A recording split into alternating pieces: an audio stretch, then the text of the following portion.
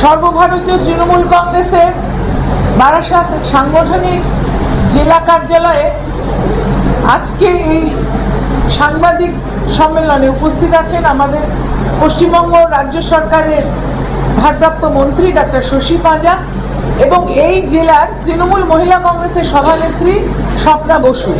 আমি ডাক্তার কাকলি ঘোষ দস্তিদার, বারাসাত সংসদীয় এলাকার আমি সাংসদ।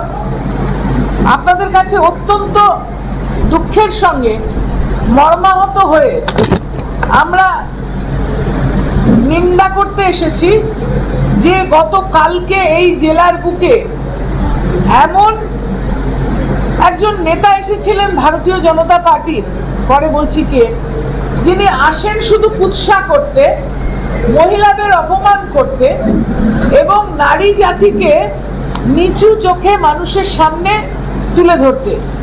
শুধু তিনি একা নন, আমরা দেখেছি যে কয়েকদিন আগে এদেশের প্রধানমন্ত্রী তিনিও এসেছিলেন, তারপরে এদেশের স্বরাষ্ট্রমন্ত্রী তিনিও এসেছিলেন এবং গতকালকে এরা বারে বারে মহিলাদের নামে কুৎসা করছেন এবং মহিলাদের একটা দাম নির্ধারণ করছেন, যেটা অত্যন্ত নিন্দনীয়।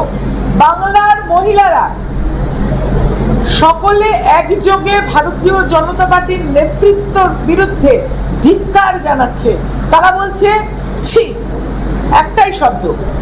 এবং এদের দলের যে রাজ্যের সভাপতি সুকান্ত মজুমদার, তিনি একজন কেন্দ্রীয় মন্ত্রী হয়েছেন, তাও আবার শিক্ষা দপ্তরে। তিনি বলছেন যে স্ত্রীর সঙ্গে রাত্রির বেলা থাকলে নাকি আমাদের মাননীয় মুখ্যমন্ত্রীর মুখ মনে পড়ে। মাননীয় মুখ্যমন্ত্রী খুব ভালো মানুষ, কিছু বলেন না বলে তাকে নিয়ে এই ধরনের নোংরামো বন্ধ করুন। বাংলার মেয়েরা কিন্তু মেনে নেবে না।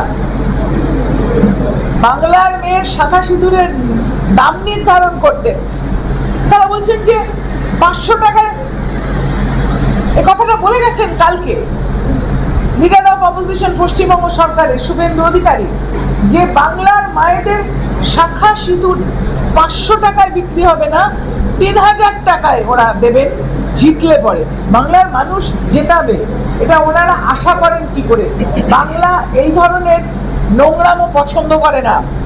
বাংলার মেয়েরা, মহিলারা, মায়েরা এই ধরনের নীচ কথাবার্তা পছন্দ করে না।